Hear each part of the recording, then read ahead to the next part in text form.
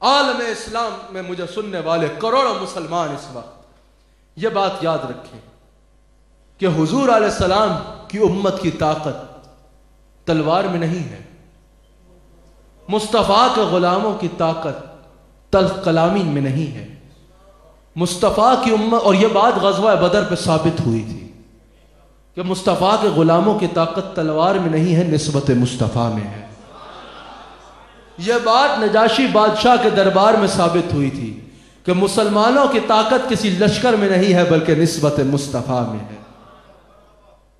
مسلمانوں کی طاقت لڑائی جھگڑوں میں نہیں ہے، نسبت مصطفیٰ میں ہے۔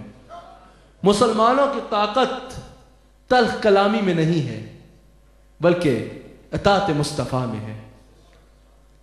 آپ غور کیجئے تاریخ اسلام اٹھا کر، ہر دور، ہر صبح مسلمانوں کے لیے نئے پیام عافیت لے کے طلوع ہوتی تھی۔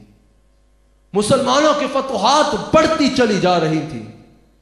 خلفائے راشدین کے دور میں تو بہت بڑی، لیکن اس کے بعد بھی بڑھتی چلی جا رہی تھی۔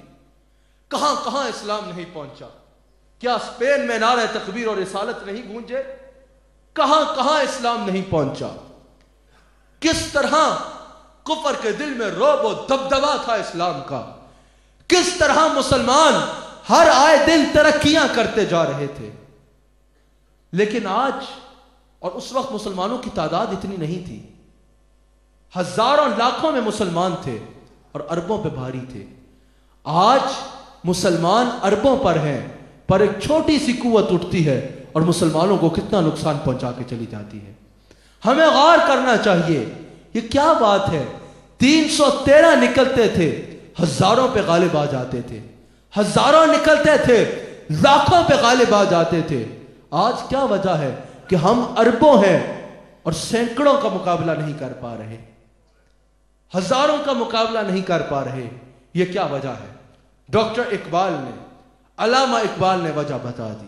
علامہ اقبال نے کہا جب مسلمان اتنی ترقیاں کر رہے تھے نا، تو جو اسلام دشمن عناصر کا تھنک ٹینک تھا وہ بیٹھا، اور اس نے سوچا کہ کون سی ایسی چیز ہے جو مسلمانوں سے نکال دی جائے تو یہ ذلیل ہو جائیں گے، روٹی روک دی جائے یہ اپنے نبی کے نام کے لیے مر جائیں گے، جان لینے کا دعویٰ کیا جائے یہ تو کہیں گے ہم چاہتے ہی یہ ہیں کہ مصطفیٰ پہ قربان ہو جائے۔ ان کے بچوں کو اگر مار دیا یہ بولیں گے اور ہوتے تو وہ بھی مار دیتے، ماں باپ کو مار دیا یہ بولیں گے ماں باپ قربان نبی کی جوتیوں پر، یہ تو نبی سے زیادہ پیارا کسی کو سمجھتے ہی نہیں ہے۔ ان اسلام دشمن عناصر نے دیکھا کہ مسلمانوں کی طاقت اگر ہے تو عشق مصطفیٰ میں ہے۔ علامہ اقبال نے کہا انہوں نے ایک سازش کی کہ یہ فاقہ کش جو موت سے ڈرتا نہیں ذرا، روح محمدی اس کے بدن سے نکال لو، کہ یہ اگر اس کے بدن سے عشق مصطفیٰ نکل جائے یہ بیکار ہو جائے گا۔ اگر آج بھی مسلمان عزت چاہتے ہیں تو مصطفیٰ سے اپنا ناطہ جوڑ لیں، کامیابی قدم چومے گی۔ یا اللہ یا کریم، حضور علیہ السلام کے وسیلے سے، حضور علیہ السلام کے وسیلے سے اسلام کو وہی عزت عطا فرما جو حضرت عمر فاروق کے دور میں تو نے عطا فرمائی تھی۔